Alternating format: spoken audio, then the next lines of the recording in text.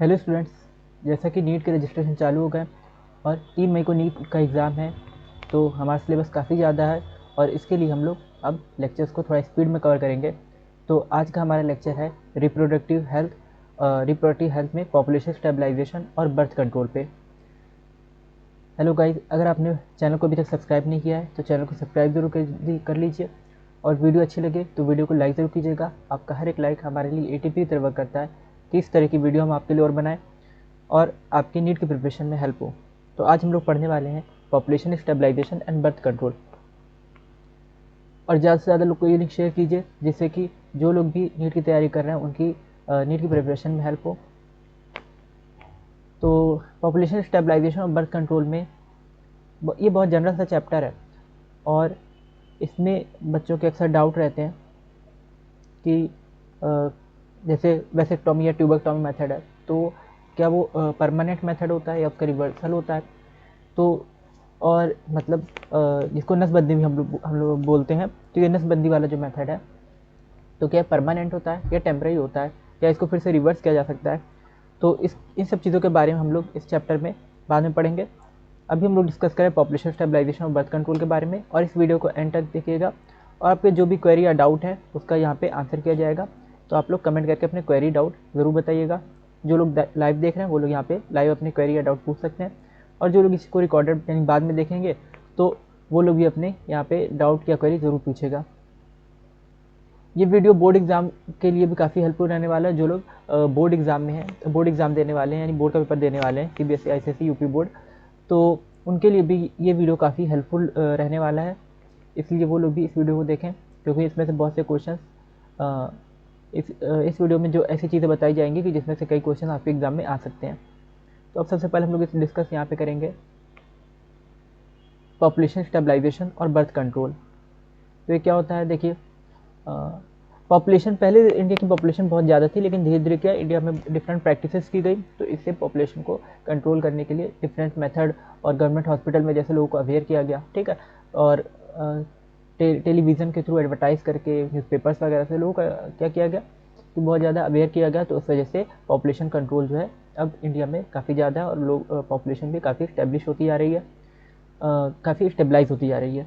तो यहाँ पे हम लोग देखते हैं वर्ल्ड की पॉपुलेशन अगर हम लोग बात करें तो 2 मिलियन या 2 बिलियन के अराउंड है, ठीक है।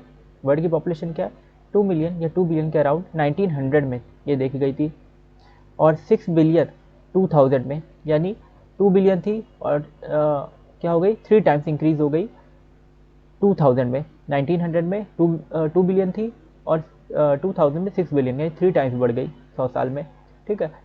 और 7.2 बिलियन इन 2011 और 1.2 टाइम्स और इंक्रीमेंट देखा गया इसमें, या कह सकते हैं 10% और इंक्रीमेंट देखा गया कब 2000 से 2011, जस्ट 10 साल में, ठीक है। सिर्फ 10 सालों में ये पॉपुलेशन इतनी तेज़ी से इंक्रीज़ हुई।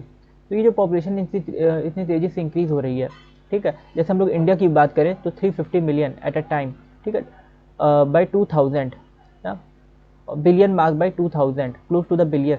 पहले 350 मिलियन थी इंडिपेंडेंस के टाइम पे, यानी 1947 के आसपास 350 मिलियन के अप्रॉक्स यहाँ की पॉपुलेशन थी। 3,50,000, यहाँ पे हम लोग बोल सकते हैं, सॉरी, 3,50,00,000 ना, 35 करोड़, 350 मिलियन दिया हुआ है तो 3,50,00,000 के अप्रॉक्स, या इसको हम लोग ऐसे भी बोल सकते हैं 350 मिलियन है तो ज़ीरो ज़ीरो यहाँ पे लिखते चले जाए, ठीक है, इस तरह से ज़ीरो लिखते जाए तो ये कितना बन जाएगा, ज़ीरो ज़ीरो और ज़ीरो और 350 यहाँ पे लिख दें ना। तो अब आप लोग ये समझ सकते हैं ये 35 करोड़, मेरे ख्याल से 35 करोड़ बन रहा है, ठीक है।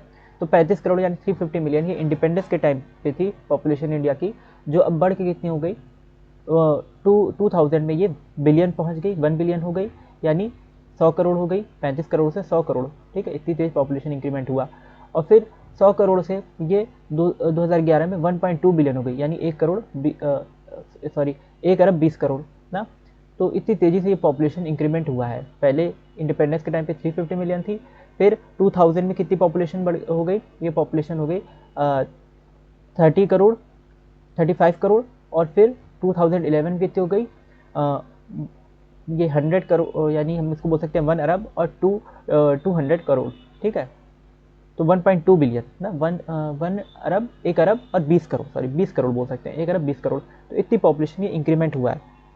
तो जो इतनी तेज पॉपुलेशन का इंक्रीमेंट हुआ है, तो इसमें क्या कुछ चीज़ें, कुछ जो है पॉपुलेशन इंक्रीमेंट की वजह से भी, और कुछ क्योंकि इतनी ज़्यादा फैसिलिटीज़ अवेलेबल नहीं हो पाती हैं, और जब पॉपुलेशन इंक्रीमेंट होने लगती है तो यहाँ पे हमें प्रॉब्लम फेस करनी पड़ती है, ठीक है।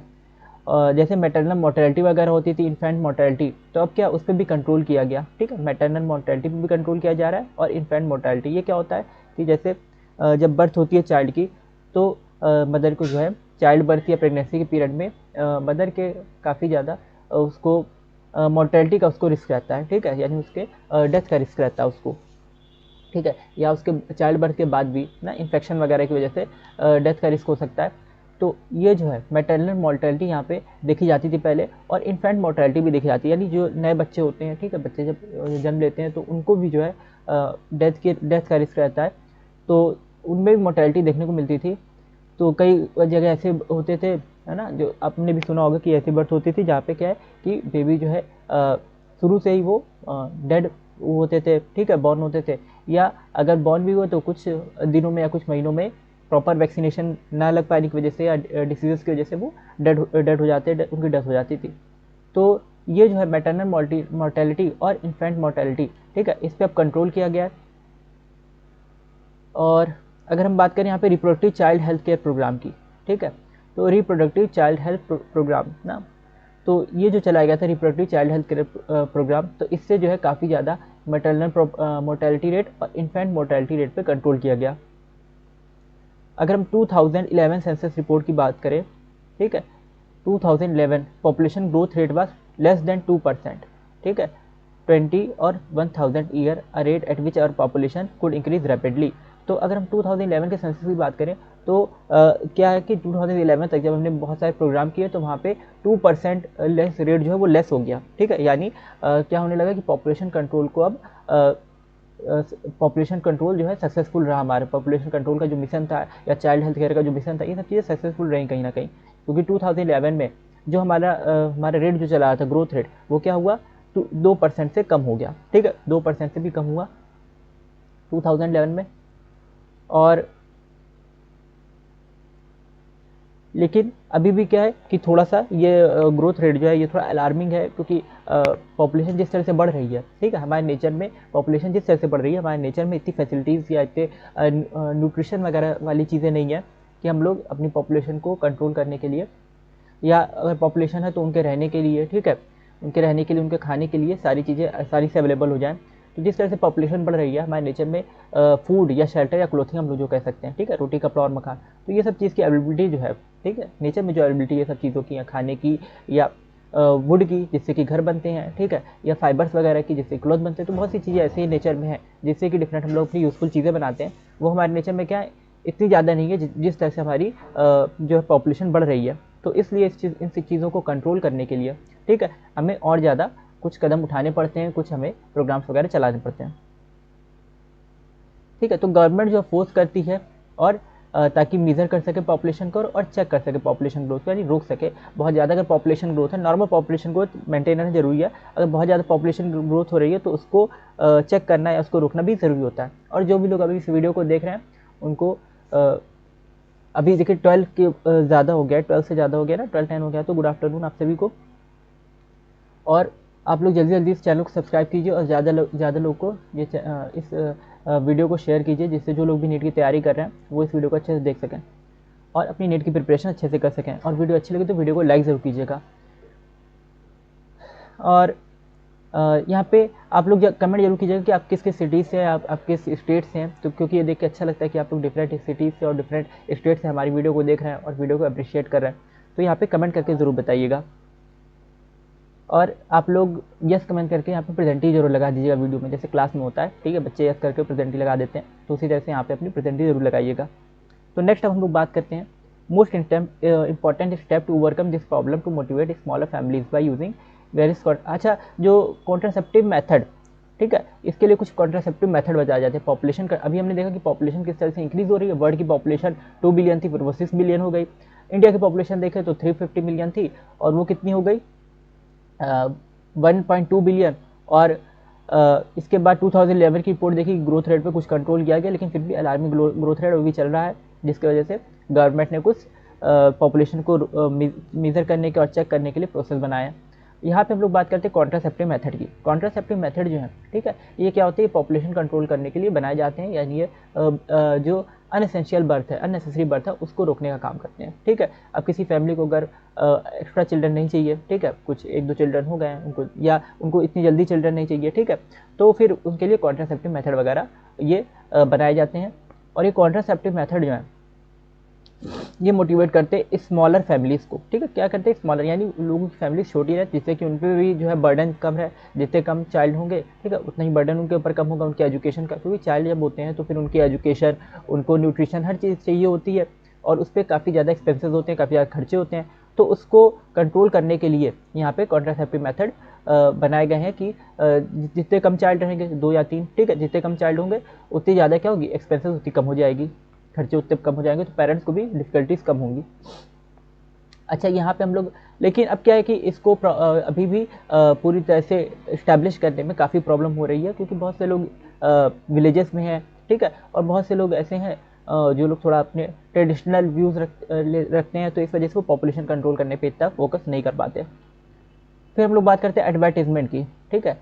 एडवर्टीजमेंट में हम लोग पोस्टर्स और बिल्स, इन सब चीज़ों का यूज़ करते हैं, ठीक है। एडवर्टीजमेंट के लिए पोस्टर, बिल, जैसे गवर्नमेंट है तो उसने टीवी के थ्रू या पोस्टर्स के थ्रू, ठीक है, ये सब चीज़ें लोगों को अवेयर करने के लिए, इसके लिए कॉन्ट्रासेप्शन के लिए या पॉपुलेशन कंट्रोल के लिए लोगों को अवेयर करने के लिए अक्सर कैंपेन चलाती रहती है government.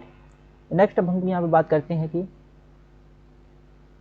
Couple with 2 children with a slogan हम दो हमारे दो, ठीक है। यहाँ पे 2 चिल्ड्रन वाले कपल जो हैं, 2 चिल्ड्रन वाली फैमिलीज जो हैं, उनको अप्रिशिएट किया जाता है, ठीक है, ताकि लोग जो है अपने पॉपुलेशन को कंट्रोल करने के लिए, अपनी फैमिली की पॉपुलेशन को या अपने खुद से भी पॉपुलेशन कंट्रोल करने के लिए कुछ अवेयर है और उसके लिए मेज़र अपनाए। तो यहाँ पे स्लोगन हम दो हमारे दो, इस तरह का स्लोगन चलाया जाता है, ठीक। ये अक्सर आपने सुना होगा, हम दो हमारे दो, मतलब ये हम दो का मतलब यहाँ पे क्या है कि हस्बैंड और वाइफ 2 लोग, ठीक है, और हमारे दो मतलब उनके 2 चिल्ड्रन, ठीक है। तो 2 हस्बैंड और वाइफ और उनके 2 चिल्ड्रन, तो एक फैमिली में 4 लोग अगर होंगे तो वो सफिशिएंट रहती है, ठीक है। Mostly the young urban working once have even adopted and world child norm, ठीक है। अक्सर जो शहरी लोग होते हैं वो क्या करते हैं, 1 चाइल्ड नॉर्म ये वो करने लग जाते हैं, ठीक है। कई कंट्रीज़ में ऐसा था, कभी कभी लागू किया जाता था, ठीक है। तो 1 चाइल्ड नॉर्म यानी क्या है कि हस्बैंड वाइफ है, उनके सिर्फ एक ही चिल्ड्रन ना, तो इस तरह का नॉर्म मतलब होता है रूल या लॉ। तो हस्बैंड और वाइफ यानी 1 कपल और उनका एक सिंगल चिल्ड्रन यानी 3 लोग की एक फैमिली, तो ये भी काफ़ी लोग अपनाते हैं इस चीज़ को, जिससे कि क्या है कि उनकी फैमिली पे प्रेशर कम पड़े, बर्डन कम पड़े, और जो एक बच्चा है 2 बच्चे हैं तो उनकी स्टडी अच्छे से हो, उनका सारे न्यूट्रिशन वगैरह की जो उनकी वो सब चीज़ें पूरी हो, हर चीज़ पूरी होती रहे टाइम से। Statutory raising of marriageable age of the family to 18 years and that of males to 21 years, ठीक है। और यहाँ पे क्या कर दिया गया कि फीमेल के लिए एज बढ़ा दी गई, ठीक है, 18 ईयर्स, यानी मैच्योर फीमेल्स ज़्यादा रहेंगी, जितना ज़्यादा मैच्योर होंगी उतना ज़्यादा वो पॉपुलेशन कंट्रोल पे ध्यान देंगी, फैमिली की भी फैमिली प्लानिंग जिसको बोलते हैं, तो फैमिली प्लानिंग पे भी ध्यान देंगी, ठीक। और मेल्स को 21 ईयर का, यानी मेल्स भी और ज़्यादा मैच्योर, तो मैरिज के लिए ये एक सेट कर दी गई मैरिजेबल एज जो होती है, ठीक है। मैरिज के लिए ये एक एज सेट कर दी गई कि फीमेल 18 ईयर की होनी चाहिए और मेल कितना होना चाहिए, 21 ईयर का, ठीक है। फीमेल 18 ईयर की और मेल 21 ईयर का, ये जो एज है ये मैच्योरिटी की एज रखी गई कि दोनों जब मैच्योर होंगे, ठीक है, फैमिली को लेके, तो अगर उनकी मैरिज होगी तो वो फैमिली प्लानिंग अच्छे से कर पाएंगे और ऐसी फैमिली बना पाएंगे जिसकी बहुत ज़्यादा जो है फैमिली मेम्बर्स ना हो और बहुत कम भी ना हो, ठीक है। तो नॉर्मल अगर फैमिली मेम्बर होंगे, ठीक है, 1 या 2 या 3, ठीक है, जो ये किया गया था, ठीक है, जो रूल बनाया गया तो उसमें तो क्या था 2, ठीक है, फैमिली में कि एक कपल है तो उसके 2 चिल्ड्रन, तो इस तरह से। तो यहाँ पे 18 ईयर्स फीमेल की एज रखी गई और 21 ईयर मेल की एज, दोनों की जब मैरिज होगी और वो फैमिली प्लानिंग करेंगे तो वो अपने इसकी स्मॉल फैमिली रहेगी जिसमें सिर्फ 4 लोग रहेंगे, ठीक है, यानी हस्बैंड और वाइफ 2 लोग और 2 उनके चिल्ड्रन। अच्छा, यहाँ पे आगे क्या है, स्मॉल फैमिलीज़ को अप्रिशिएट किया गया था, ठीक है।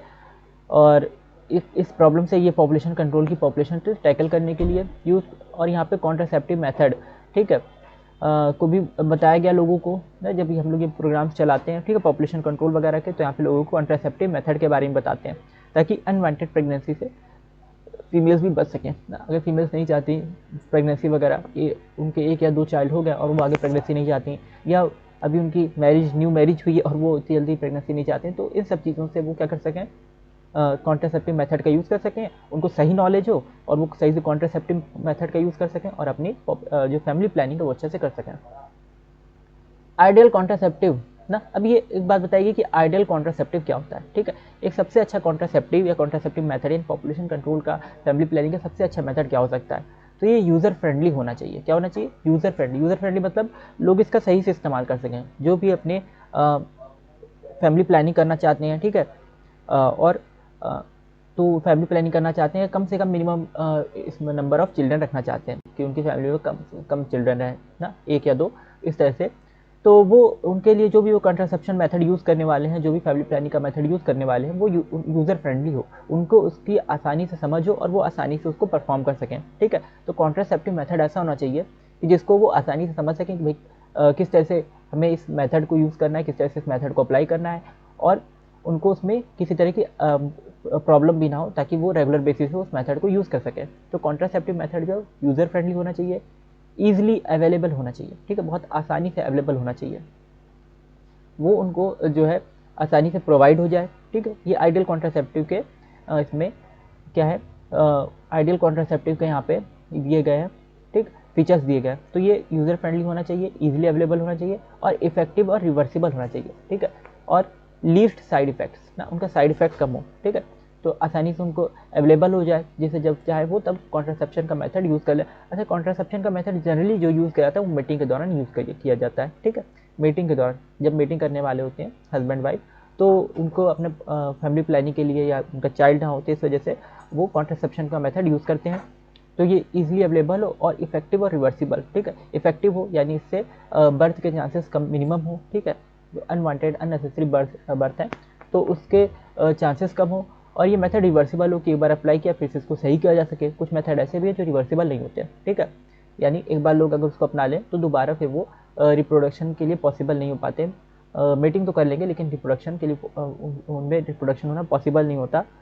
ठीक है, तो दोबारा चाइल्ड बर्थ होना पॉसिबल नहीं हो पाता। तो रिवर्सिबल होना चाहिए मेथड। रिवर्सिबल मतलब क्या होना चाहिए कि अगर वो एक बार कॉन्ट्रासेप्शन के मेथड को अपनाए तो दोबारा अगर वो कभी भी चाहें कि उनका जैसे एक चाइल्ड हुआ, ठीक है, उनका मन था कि एक चाइल्ड करने का, तो एक चाइल्ड हो गया हस्बैंड वाइफ का, अब उन्होंने कॉन्ट्रासेप्शन मेथड का अपना शुरू किया। ठीक है, और वो उसको यूज़ करते रहे कॉन्ट्रासेप्शन मेथड को, और हो सकता है कि आने वाले टाइम में फिर वो अगर दूसरा चाइल्ड चाहें तो हो सकता है कि वो कॉन्ट्रासेप्शन का मेथड जो है इतना ज़्यादा वो इरिवर्सिबल हो कि उसको दोबारा से ना सही करना पॉसिबल ना, और दोबारा से उनका कोई चाइल्ड ना हो पाए। ठीक है, यानी वो एक तरह से हस्बैंड वाइफ जो है वो रिप्रोडक्शन करने के लिए कैपेबल ही ना हो। तो मेथड कैसा होना चाहिए? रिवर्सिबल होना चाहिए, यानी अगर वो दोबारा चाइल्ड चाहते हैं, ठीक है, जब भी वो कॉन्ट्रासेप्शन मेथड का यूज़ करना बंद करें तो उनको दोबारा से फिर से चाइल्ड बर्थ करने में कोई प्रॉब्लम ना हो। ठीक है, तो उनको आसानी से चाइल्ड रिप्रोडक्शन जो वो आसानी से कर सकें और चाइल्ड का बर्थ भी आसानी से हो जाए। तो यहाँ पे दूसरा क्या है? रिवर्सिबल। ठीक है, विद नो और लीस्ट साइड इफेक्ट। यहाँ पे इसका साइड इफेक्ट जो है वो बहुत कम होना चाहिए। ठीक है, कोई ज़्यादा साइड इफेक्ट नहीं होना चाहिए, क्योंकि कॉन्ट्रासेप्शन मेथड में अक्सर साइड इफेक्ट के भी चांसेस रहते हैं। ठीक है, बॉडी को सूट नहीं करता, फीमेल बॉडी को सूट नहीं करता, ठीक है, या मेल बॉडी को वो मेथड सूट नहीं करता ना, तो उसका साइड इफेक्ट भी कम हो। अब ऐसा कौन सा आइडियल कॉन्ट्रासेप्टिव है ना, यहाँ पे इसकी बात, यहाँ पे आप लोग कमेंट जरूर कीजिएगा कि ऐसा कौन सा आइडियल कॉन्ट्रासेप्टिव है ना जो ये सब फीचर्स पे खरा उतरता है। ठीक है, यानी इसमें सारे फीचर्स हैं जो यूज़र फ्रेंडली भी है, इजीली अवेलेबल भी है, इफेक्टिव भी है और रिवर्सिबल भी है, और जिससे साइड इफेक्ट भी बहुत कम है। और इस चीज़ को हम लोग डिस्कस करेंगे अपने इस लेक्चर के एंड में। तो आप लोग लेक्चर को एंड तक ज़रूर देखिएगा ताकि आपको इसकी सही जानकारी मिल सके कौन सा जो मेथड है अभी तक जिसको हम लोग आइडियल कॉन्ट्रासेप्टिव मेथड मानते हैं। इसके बाद हम लोग देखते हैं कि इसमें और क्या फीचर होना चाहिए। इसमें सेक्सुअल ड्राइव पे कोई इंटरफियर नहीं हो। ठीक है, यानी मीटिंग के दौरान किसी तरह की मेल या फीमेल को प्रॉब्लम नहीं हो ना। दूसरा क्या है? डिज़ायर एंड और the sexual act of the user. ठीक है, जो भी इस मेथड को यूज़ कर रहा है ना, उसको इस मेथड को यूज़ करने में किसी तरह की कोई प्रॉब्लम ना हो, या जब वो मीटिंग कर रहे हैं तो ऐसा ना हो कि हस्बैंड वाइफ को मीटिंग करने में कोई प्रॉब्लम हो। A wide range of contraceptive methods are presently available which could be broadly grouped into the following. अच्छा, अब इसको जो है कुछ कैटेगरीज में रखा गया ना, कॉन्ट्रासेप्टिव मेथड को हमने कुछ कैटेगरी में रखा हुआ है। कौन कौन सी कैटेगरी है? नेचुरल, ट्रेडिशनल, बैरियर और intrauterine devices, oral contraceptive, injectables, implants और सर्जिकल मेथड। ये अलग अलग कैटेगरीज हैं ना। कौन कौन सी कैटेगरी है? नेचुरल या ट्रेडिशनल कैटेगरी है, बैरियर्स हैं, इंट्रायूटेराइन डिवाइसेस हैं, ओरल कॉन्ट्रासेप्टिव्स हैं, इंजेक्टेबल्स हैं, इम्प्लांट्स और सर्जिकल मेथड। तो ये डिफरेंट मेथड है, ठीक है, जिसमें हम कॉन्ट्रासेप्टिव मेथड, जो हम लोग कॉन्ट्रासेप्टिव मेथड लेकर चलते हैं, इनको मानते हैं। तो नेचुरल या ट्रेडिशनल है कुछ मेथड, इनके बारे में भी हम लोग डिटेल से डिस्कशन करेंगे, ठीक है। नेचुरल या ट्रेडिशनल मेथड है, बैरियर है, इंट्रायूटेराइन डिवाइसेस हैं, ओरल कॉन्ट्रासेप्टिव्स हैं, ठीक है, और इंजेक्टेबल्स, इम्प्लांट्स और सर्जिकल मेथड है। अब यहाँ पे हम लोग बात करते हैं कि नेचुरल या ट्रेडिशनल मेथड क्या हो सकते हैं, ठीक है। नेचुरल या ट्रेडिशनल मेथड क्या हो सकते हैं? तो नेचुरल मेथड की जब हम लोग बात करते हैं तो इसमें क्या होता है, इसमें ये जो है किस बेसिस पे है कि इसमें ओवम के और स्पर्म की मीटिंग को अवॉइड किया जाता है। नेचुरल मेथड जब हम लोग कॉन्ट्रासेप्शन का अपनाते हैं, यानी कॉन्ट्रासेप्टिव मेथड में नेचुरल मेथड जब अपनाते हैं तो इसमें क्या करते हैं, अवॉइड करते हैं ओवम और स्पर्म के मीटिंग को ना, कि ओवम और स्पर्म ना मिले, क्योंकि ओवम स्पर्म मिलेगा तभी जाइगोट बनेगा। फीमेल का गैमेट जो ओवम होता है और मेल का गैमेट जो होता है स्पर्म, तो ये जब दोनों मिलेंगे तभी तो क्या बनेगा, जाइगोट बनेगा और फिर उससे ऑफस्प्रिंग बनेगा, चाइल्ड बनेगा। अगर हम किसी तरह से ओवम और स्पर्म की मीटिंग को रोक दें, उसको अवॉइड करें, तो फिर ये नेचुरल मेथड पॉसिबल नहीं हो पाएगा, ठीक। उसकी मीटिंग को रोक दें तो फिर क्या होगा कि रिप्रोडक्शन पॉसिबल नहीं होगा, ठीक है। तो नेचुरल मेथड जो है उसमें क्या किया जाता है कि ओवम और स्पर्म की मीटिंग को रोका जाता है, जिससे कि रिप्रोडक्शन ना हो, मीटिंग तो लेकिन रिप्रोडक्शन ना हो, ठीक है। इससे क्या अनवांटेड चाइल्ड से या अननेसेसरी जो है प्रेगनेंसी से फीमेल बच सकती है। नेक्स्ट क्या है, फिर इसमें कुछ एग्जांपल्स हैं नेचुरल मेथड में, पीरियोडिक एक्सिस्टेंस, ठीक है, एब्स्टिनेंस, पीरियोडिक एब्स्टिनेंस ना, तो ये इसके बारे में बताया था। मेंस्ट्रुअल साइकिल जब पढ़ा रहे थे, ठीक है, मेंस्ट्रुअल साइकिल जब होती है तो 10 to 17 डेज जब होते हैं, मेंस्ट्रुअल साइकिल के 10 to 17 डेज होते हैं ना, तो ये ओव्यूलेशन का टाइम होता है 14 डे पे, क्योंकि ओव्यूलेशन हो जाता है, ठीक है।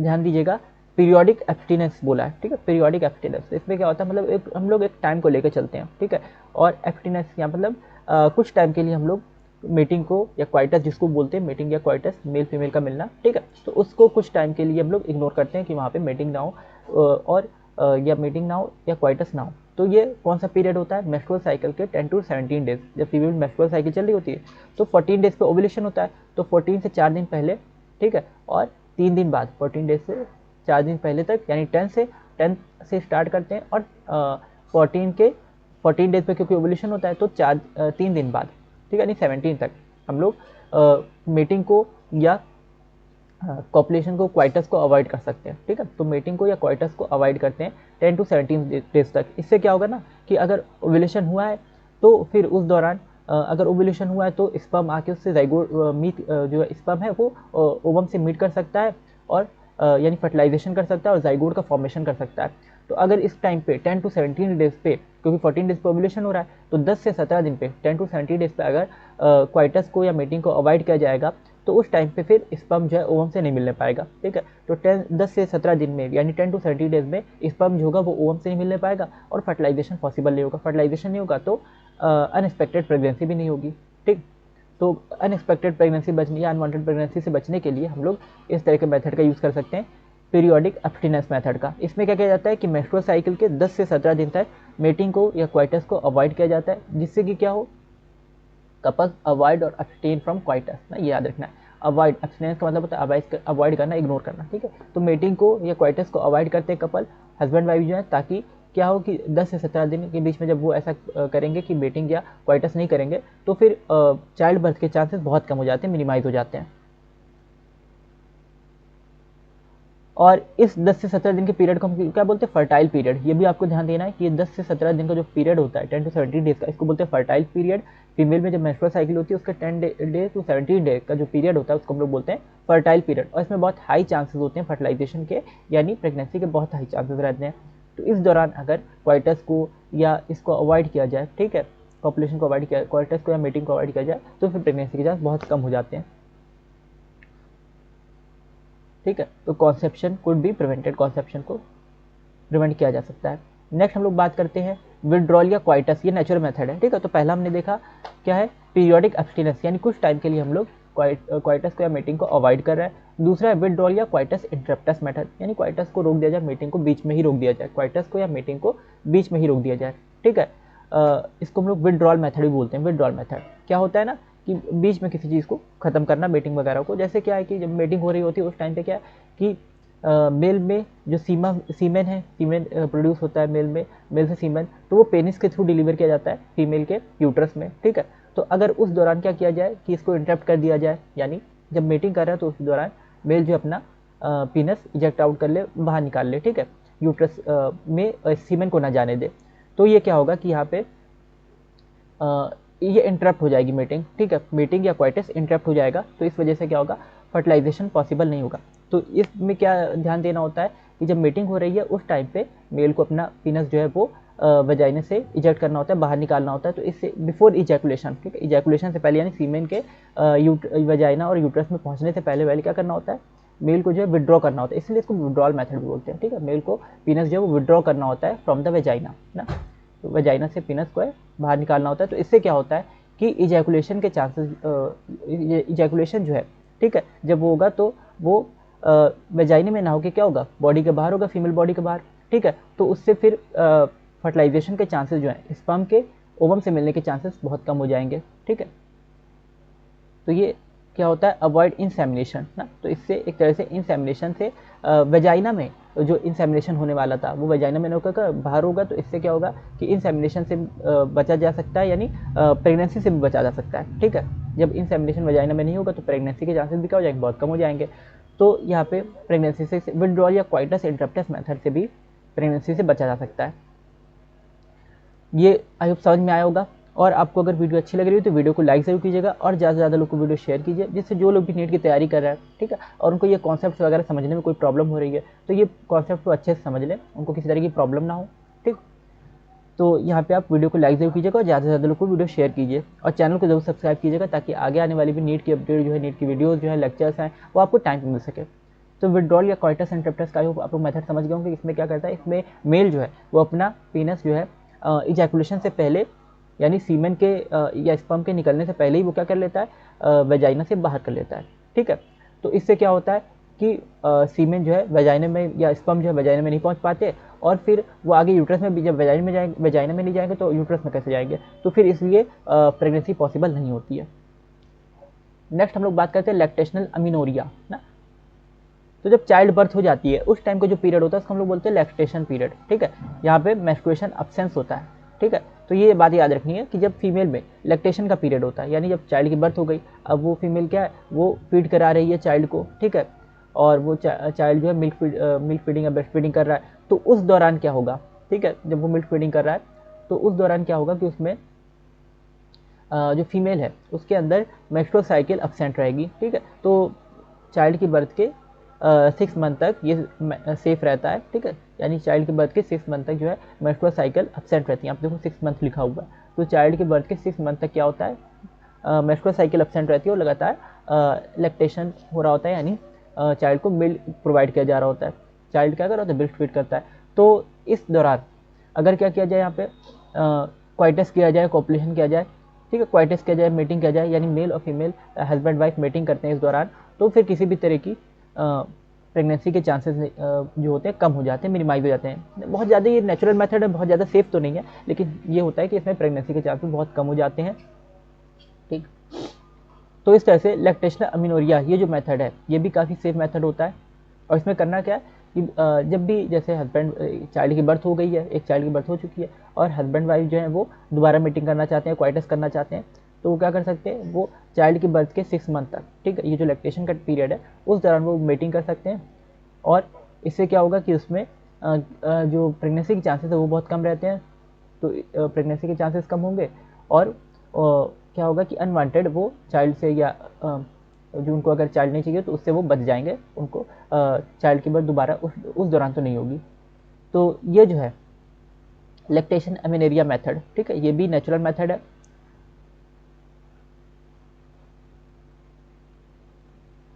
ठीक है, अब इन सब मेथड के फ़ायदा क्या है कि इसमें मेडिसिन या डिवाइसेस की ज़रूरत नहीं पड़ती जो हमने मेथड्स पढ़े।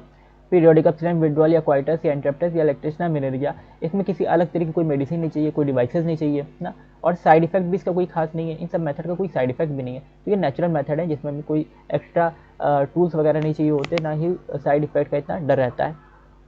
हालांकि सबसे बड़ा इसका जो डिसएडवांटेज है क्या नेचुरल मेथड का, ये फेलियर का है, ठीक है। Two of this method are also high ना, तो यहाँ पे फेलियर का बहुत खतरा होता है कि मतलब अगर यहाँ पे कुछ चांसेस तो होते हैं कि प्रेगनेंसी नहीं होगी, लेकिन काफ़ी ज़्यादा चांसेस ये भी हो सकते हैं कि प्रेगनेंसी हो जाए, ठीक है, क्योंकि नेचुरल मेथड है, इसमें कहीं ना कहीं कुछ चांसेस रहते हैं प्रेगनेंसी होने के भी। तो नेचुरल मेथड में हमने क्या देखा, पीरियोडिक अब्स्टिनेंस मेथड, ठीक है, और विड्रॉल या क्वाइटस इंटरप्टस मेथड, लैक्टेशनल अमीनेरिया, ये 3 मेथड देखे। पीरियोडिक अब्स्टिनेंस मेथड में क्वाइटस या मीटिंग को कब अवॉइड किया जाता है, एक पर्टिकुलर पीरियड में, मेंस्ट्रुअल साइकिल के 10 to 17 डेज तक अवॉइड किया जाता है। दूसरा विड्रॉल या क्वाइटस इंटरप्टस, इसमें क्या करता है, मेल जो है वो इजैकुलेशन से पहले पहले अपना पीनस वेजाइना से बाहर कर लेगा। दूसरा है लैक्टेशनल अमीनेरिया मेथड, इसमें क्या किया जाएगा, इस लैक्टेशनल अमीनेरिया मेथड में जो है ब्रेस्ट फीडिंग जब हो रही होती है, ठीक है, तो उस दौरान क्वाइटस या मीटिंग करने से प्रेगनेंसी के चांसेस बहुत कम रहते हैं। लेकिन फिर भी ये नेचुरल मेथड है और इनमें चांसेस फेलियर के चांसेस रहते ही रहते हैं, तो इसलिए प्रेगनेंसी हो सकती है, ठीक है, ऐसा नहीं कहा जा सकता प्रेगनेंसी नहीं होगी इन मेथड से, कुछ चांसेस तो प्रेगनेंसी के रहेंगे, तो ये चांसेस ऑफ फेलियर मेथड के भी रहते हैं। तो हमने अभी पढ़ा यहाँ पे नेचुरल मेथड। इसके बाद हम लोग देख रहे हैं हमारा कौन सा मेथड, या बैरियर मेथड, ठीक है, बैरियर मेथड है। आई होप इतनी चीज़ें आपको समझ में आई होंगी। पहले हमने क्या पढ़ा यहाँ पे, पहले हमने इसके बारे में पढ़ा पॉपुलेशन स्टेबलाइजेशन की वर्ल्ड की पॉपुलेशन किस तरह से ग्रो कर रही है, फिर हमने इंडिया की पॉपुलेशन देखी, ठीक है, और फिर यहाँ पे जो डिफरेंट प्रोग्राम्स या डिफरेंट लॉज बनाए गए उनके बारे में देखा, और फिर आइडियल कॉन्ट्रासेप्टिव के बारे में देखा। और यहाँ पे आपसे हमने पूछा था आइडियल कॉन्ट्रासेप्टिव क्या है, तो उसका भी आंसर अभी आपको जल्दी मिलेगा, तो इस वीडियो में एंड तक बने रहिए। नेक्स्ट अब हम लोग बात करते हैं यहाँ पे इन बैरियर मेथड, ठीक है, बैरियर मेथड जो होता है ये मेटस या क्वाइटिंग तो होती है, लेकिन क्या करें इसमें क्या होगा, मेटिंग या क्वाइटस, ठीक है, मेटिंग या क्वाइटस तो होगा, लेकिन इसमें जो है बैरियर मेथड में स्पर्म जो है वो ओवम से नहीं मिलने पाएगा, तो ये एक तरह से बैरियर मेथड हो जाता है, बैरियर की तरह काम करता है, स्पर्म को और ओवम को मिलने नहीं देता। आपको जो भी डाउट या क्वेरी है वो आप यहाँ पे कमेंट सेक्शन में पूछ सकते हैं। तो बैरियर मेथड क्या करता है, ये स्पर्म और ओवम की मीटिंग को रोकता है। अब बैरियर मेथड में जब हम लोग बात करेंगे तो यहाँ पे इस तरह का ये कॉपर टी स्ट्रक्चर बना हुआ है ना, कॉपर टी क्या करता है, इसको फीमेल के इस तरह से बना हुआ है, ये कॉपर आयन एक टी शेप का इस तरह से स्ट्रक्चर होता है, उस पर कॉपर की वायरिंग इस तरह से लिपटी होती है और कॉपर आयन इससे रिलीज होता रहता है। इसको इंसर्ट किया जाता है फीमेल के यूट्रस में। कहाँ पे इंसर्ट किया जाता है, फीमेल के यूट्रस में इसको इंसर्ट किया जाता है। तो जब इसको फीमेल के यूट्रस में इंसर्ट करते हैं तो यहाँ पे ये क्या बनाता रहता है, ये कॉपर आयन बनाता रहता है, ठीक है। इसको जब फीमेल के यूट्रस में डालेंगे तो ये कॉपर आयन बनाएगा, और कॉपर आयन से क्या होगा, देखो यूट्रस बना दिया ना, इस तरह का यूट्रस होता है, तो ये कॉपर आयन बनाता रहता है, और कॉपर आयन क्या करते हैं, स्पर्म को किल करने का काम करते हैं, ठीक है, यानी मेटिंग होगी या क्वाइटस होगा, और जब स्पर्म इसके अंदर जाएगा तो ये कॉपर टी में से यूट्रस के अंदर जब स्पर्म जाएगा तो ये स्पर्म टी उसी में क्या होगा कि कॉपर टी से इस पर कॉपर आयन निकल रहे होंगे, ये कॉपर आयन क्या करेंगे, स्पर्म को किल करने का काम करते हैं। या एम्ब्रियो बना तो एम्ब्रियो को किल करेंगे कॉपर आयन, तो इसलिए क्या होता है, कॉपर टी यहाँ पे यूज़ किया जाता है। ये भी कॉन्ट्रासेप्टिव मेथड है और इसको हम लोग बैरियर मेथड बोलते हैं, ठीक है। तो ये बैरियर मेथड फीमेल के लिए होता है कॉपर टी। यहाँ पे हम लोग क्या देखते हैं, ovum and sperms are prevented from physically meeting ना, तो यहाँ पे क्या होगा, ओवम स्पर्म मिलने नहीं पाएंगे, तो इसलिए हम उसको बैरियर मेथड कहते हैं। बैरियर नहीं होता, बैरियर क्या होता है, बैरियर जो होता है वो लोगों को मिलने से रोकता है, बैरियर जैसे लगा देते हैं, ठीक है। तो डिफरेंट जैसे माउंटेन है वो बैरियर की तरह से काम करते हैं नेचर में। अगर हम लोग बैरियर देखें तो माउंटेन है ना बैरियर की तरह से काम करते हैं। उधर की पॉपुलेशन माउंटेन की दूसरी तरफ की पॉपुलेशन दूसरी तरफ रहती है, और एक तरफ की पॉपुलेशन एक तरफ रहेगी, दोनों एक दूसरे से मिल नहीं पाएंगे, ठीक है। तो कोई भी बैरियर जब बनाया जाता है तो उसमें क्या होता है, डिफरेंट जो लोकेलिटी के लोग हैं वो डिफरेंट जगह रह लेते हैं। यहाँ पे बैरियर मेथड जो है किस सेंस में काम कर रहा है कि ये स्पर्म और मेल गैमेट ओवम को मिलने नहीं दे रहा है, स्पर्म को किल कर देगा, या और भी कुछ मेथड होते हैं तो उसके बारे में भी हम लोग देखते हैं। Available for both mails and females, ठीक है, ये मेल और फीमेल दोनों के लिए। जैसे हम लोग कॉन्डम की यहाँ पे बात करते हैं, ठीक है, जनरल मेथड है कॉन्डम जो अवेलेबल रहता है मेडिकल स्टोर्स वगैरह पे, ठीक है, ये बहुत जनरल मेथड है।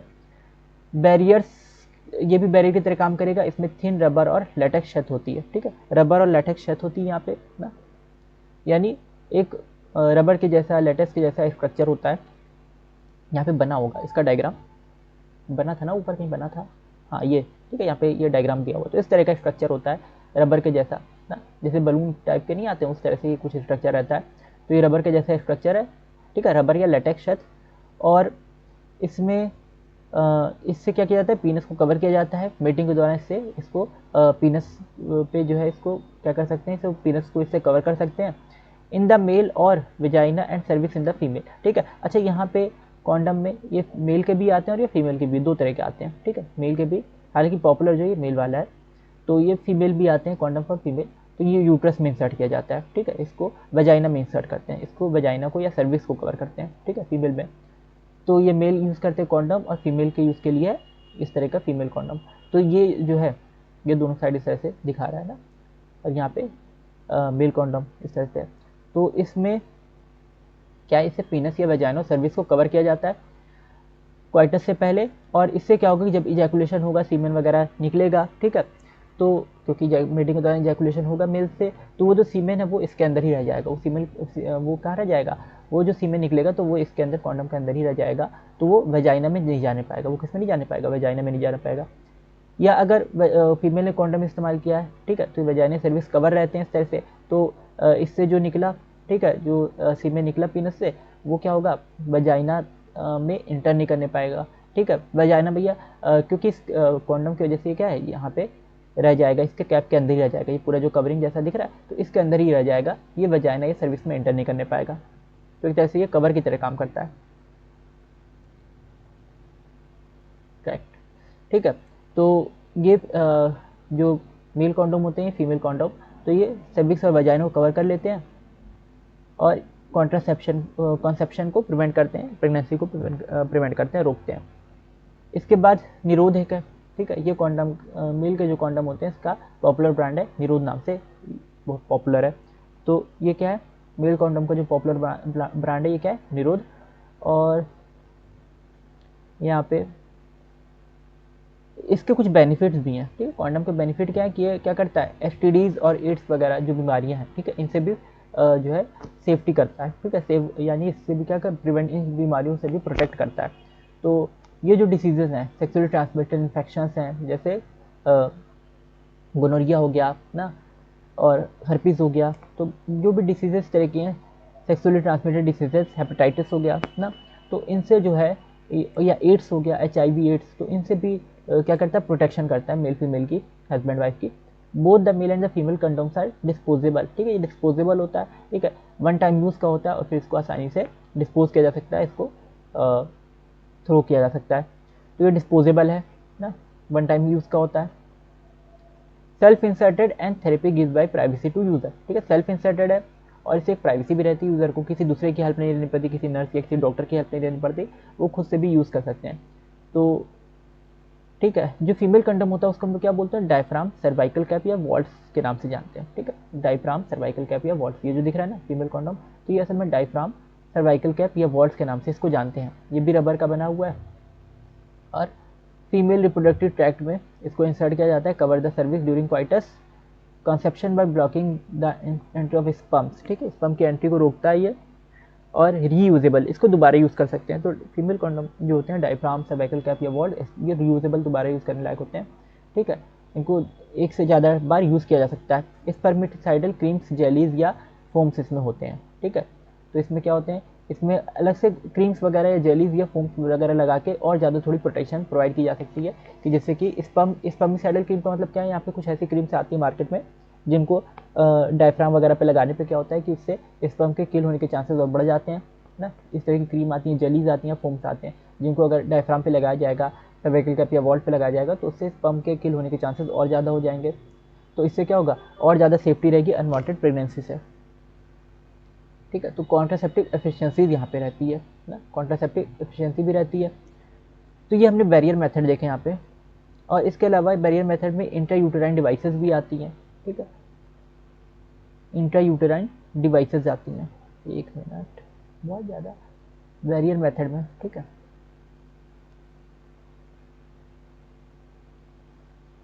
ये इंट्रायूटेराइन डिवाइसेस असल में जो है ये अलग मेथड में भी कैटेगरी में आएगा। अभी हम लोग बैरियर मेथड देख रहे हैं ना, तो बैरियर मेथड में ज़्यादातर हम लोग कॉन्डम को लेकर चलते हैं, ये वाले मेथड जो है कॉन्डम या डायफ्राम, सर्वाइकल कैप और पॉड्स, ठीक है, ज़्यादातर बैरियर मेथड में आते हैं। इंट्रायूटेराइन डिवाइस जो है ये अलग एक वो है, क्योंकि स्पर्मिसाइडल की तरह से वर्क कर रही है। तो हम लोग पहले बैरियर मेथड देख रहे हैं ना, तो बैरियर मेथड में हम लोग मेल और फीमेल कॉन्डम को इस पर ज़्यादा फोकस करते हैं। तो मेल कॉन्डम का आपको नाम याद रखेगा, क्योंकि नीट में इससे रिलेटेड क्वेश्चन आ सकता है कि मेल कॉन्डम का क्या नाम है, निरोध, ये जो पॉपुलर ब्रांड है। और फीमेल के लिए क्या क्या यूज़ होता है, डायफ्राम, सर्वाइकल कैप और वॉल्ट, ठीक है। और ये पीनस या सर्विक्स और वेजाइना को कवर कर लेते हैं, जिससे कि स्पर्म जो है वेजाइना में या रिप्रोडक्टिव ट्रैक्ट में एंटर नहीं करने पाता फीमेल के। तो ये बैरियर मेथड का काम करते हैं ना, ओवम और स्पर्म को मिलने नहीं देते, जिससे कि फिर फर्टिलाइजेशन नहीं पॉसिबल होता है। तो आज हम लोगों ने क्या क्या पढ़ा, एक बार हम लोग इसको देख लेते हैं। हमने देखा नेचुरल मेथड और फिर हमने देखा बैरियर मेथड, ठीक है। और इसके अलावा हमने क्या देखा यहाँ पे, पॉपुलेशन स्टेबलाइजेशन और बर्थ कंट्रोल के बारे में पढ़ा, ठीक है। किस तरह से पॉपुलेशन इंक्रीज हो रही है और किस तरह से कॉन्ट्रासेप्टिव मेथड यूज़ किए जाते हैं कि पॉपुलेशन को कंट्रोल किया जाए। और जो आपसे स्टार्टिंग में पूछा था, ठीक है, एक क्वेश्चन यहाँ पे आइडियल मेथड कौन सा है, ठीक है, कॉन्ट्रासेप्शन का आइडियल मेथड कौन सा है, तो वो क्या माना जाता है, वो कॉन्डम को माना जाता है। जो आइडियल मेथड है बैरियर मेथड या कॉन्डम को माना जाता है, क्योंकि ये क्या होते हैं, ये यूज़र फ्रेंडली भी होते हैं, इनका कोई ज़्यादा साइड इफेक्ट भी नहीं है, ठीक है, और ये ईजिली अवेलेबल भी हो जाते हैं, ठीक, और इफेक्टिव भी होते हैं, ठीक है, यानी इसमें बहुत ज़्यादा चांसेस रहते हैं प्रेगनेंसी से बचने के। तो इफेक्टिव भी हैं और रिवर्सिबल भी हैं। इनको एक टाइम यूज़ के बाद उसको अगर इसका यूज़ बंद कर दिया जाए तो क्या होगा, फिर से प्रेगनेंसी के चांसेस पॉसिबल होंगे। तो ये रिवर्सिबल भी होता है, साइड इफेक्ट भी कोई ज़्यादा नहीं है, और इससे सेक्सुअल ड्राइव या वेटिंग के दौरान किसी तरह की प्रॉब्लम भी नहीं होती हस्बैंड वाइफ को। तो ये चीज़ें हैं। आई होप ये वीडियो आपको पसंद आई होगी और आपको एक एक चीज़ जो है इसमें बताई गई है वो अच्छे से इन्फॉर्मेशन समझ में आई होगी। कोई भी फिर भी आपकी क्वेरी या डाउट रह जाता है तो आप यहाँ पे कमेंट सेक्शन में पूछ सकते हैं। और आपने अगर अभी तक हमारे टेलीग्राम चैनल को ज्वाइन नहीं किया तो हमारे टेलीग्राम चैनल को जो ज्वाइन कर लीजिए। और वीडियो अच्छी लगी तो वीडियो को लाइक ज़रूर कीजिएगा और चैनल को सब्सक्राइब जरूर कर लीजिए, ताकि आगे आने वाली वीडियो की अपडेट आपको टाइम पर मिल सके। और साथ में हमारा 1 शॉट चल रहा है क्लास 12 का 1 शॉट वीडियो, जो भी बोर्ड का एग्जाम देने वाले हैं तो उनके लिए 1 शॉट हम लोग स्पेशल बना के ला रहे हैं। उसको आप जरूर पूरा अटेम्प्ट कीजिए और अच्छे से एंड तक देखिए, ताकि आप जब बोर्ड एग्जाम देने जाएंगे तो उससे आपके काफ़ी क्वेश्चन बनेंगे। और इसमें 1 शॉट के अलावा टेलीग्राम चैनल को जरूर ज्वाइन कर लीजिएगा। और नीट का रजिस्ट्रेशन भी ओपन हो गए हैं, तो जिन लोगों ने अभी तक नीट का फॉर्म नहीं भरा वो लोग जल्दी से जल्दी नीट का फॉर्म भर लें, ठीक है। और थैंक यू। यहाँ पे अगली वीडियो में हम लोग डिस्कस करेंगे इंट्रायूटेराइन डिवाइसेस के बारे में, ओरल पिल्स वगैरह के बारे में, इन सब के बारे में हम लोग अगली वीडियो में डिस्कस करेंगे। यहाँ पे डिफरेंट मेथड के बारे में, वैसेक्टोमी और ट्यूबेक्टोमी, ये जो परमानेंट मेथड है, ठीक है, इनको परमानेंट मेथड भी कहा जाता है, तो इनके बारे में हम लोग डिस्कस करेंगे। तो हमारे साथ बने रहिए नेक्स्ट लेक्चर में भी। Thank you for watching.